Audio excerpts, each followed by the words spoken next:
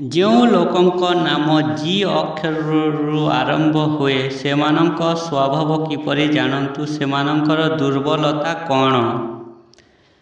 ଜଣକ ନାମର ପ୍ରଥମ ଅକ୍ଷର ଜଣକ କ୍ୟାରିୟର, ବୈବାହିକ ଜୀବନ, ପ୍ରେମ ଜୀବନ, ଅତୀତ, ବର୍ତ୍ତମାନ ଏବଂ ଭବିଷ୍ୟତ ବିଷୟରେ ସୂଚନା ପ୍ରକାଶ କରେ।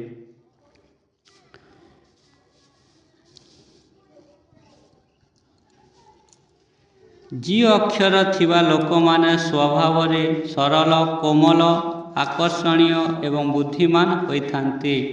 ପ୍ରେମ କ୍ଷେତ୍ରରେ ସେମାନେ ସଚ୍ଚୋଟ ଏବଂ ପବିତ୍ର ହୃଦୟର। କେତେବେଳେ ଭାବପ୍ରବଣ ହେବା ଯୋଗୁଁ ସେମାନଙ୍କୁ କ୍ଷତି ସହିବାକୁ ପଡ଼ିଥାଏ। କାମ ଏବଂ ପ୍ରେମ ଏହି ଦୁଇଟି କାମପୂର୍ଣ୍ଣ ହୃଦୟରେ କରାଯାଏ। ସେମାନଙ୍କ ସାଥୀଙ୍କ ପ୍ରତି ସମ୍ପୂର୍ଣ୍ଣ ବିଶ୍ୱସ୍ତ। ସେମାନେ ବହୁତ କଥା କହିବାକୁ ପସନ୍ଦ କରନ୍ତି। ସେମାନେ କେବଳ କିଛି ଶବ୍ଦରେ ଯେକୌଣସି ବ୍ୟକ୍ତିଙ୍କୁ ବହୁତ ଶୀଘ୍ର ନିଜର ବନ୍ଧୁ କରିନିଅନ୍ତି। ଏହି ନାମର ଲୋକମାନେ ସମ୍ପୂର୍ଣ୍ଣ ଯୋଜନା କରିବା ପରେ ହିଁ ଯେକୌଣସି କାମ ଆରମ୍ଭ କରନ୍ତି। ଏହି ଲୋକମାନେ ବହୁତ ଆତ୍ମବିଶ୍ୱାସୀ ଏବଂ ପ୍ରାୟତଃ ଶାନ୍ତ ରୁହନ୍ତି।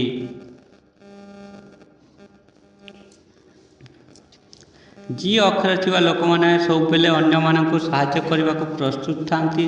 ସେମାନେ ପରିସ୍ଥିତି ଅନୁସାରେ ନିଜକୁ କିପରି ଖାପ ଖୁଆଇବେ ତାହା ଜାଣନ୍ତି। ଏହି ଲୋକମାନେ ନିଜ କାମ ପାଇଁ କାହା କଥାରେ ପଡ଼ନ୍ତି ନାହିଁ। ଯେଉଁ ବ୍ୟକ୍ତିଙ୍କ ନାମ ଜି ଅକ୍ଷରରୁ ଆରମ୍ଭ ହୁଏ ସେମାନେ ନିଜେ ଭୁଲର ଶିକ୍ଷା ଗ୍ରହଣ କରନ୍ତି ଏବଂ ଜୀବନରେ ଆଗକୁ ବଢ଼ନ୍ତି। ପ୍ରେମ ମାମଲାରେ ଏହି ଲୋକମାନେ ବହୁତ ବୁଦ୍ଧିମାନ ଭାବରେ କାର୍ଯ୍ୟ କରନ୍ତି। ନିର୍ଦ୍ଦୋଷତା ସେମାନଙ୍କର ସବୁଠାରୁ ବଡ଼ ଦୁର୍ବଳତା। ଏହି କାରଣରୁ ସେମାନେ ପ୍ରାୟତଃ ଲୋକଙ୍କ ଜାଲରେ ଫସିଯାଆନ୍ତି, କିନ୍ତୁ ଥରେ ଠକାମି ପରେ ସେମାନେ ଭୁଲକୁ ଆଉଥରେ ଦୋହରାନ୍ତି ନାହିଁ। ଏଥିରୁ ଶିକ୍ଷା ଗ୍ରହଣ କରି ଜୀବନରେ ଆଗକୁ ବଢ଼ିଥାନ୍ତି।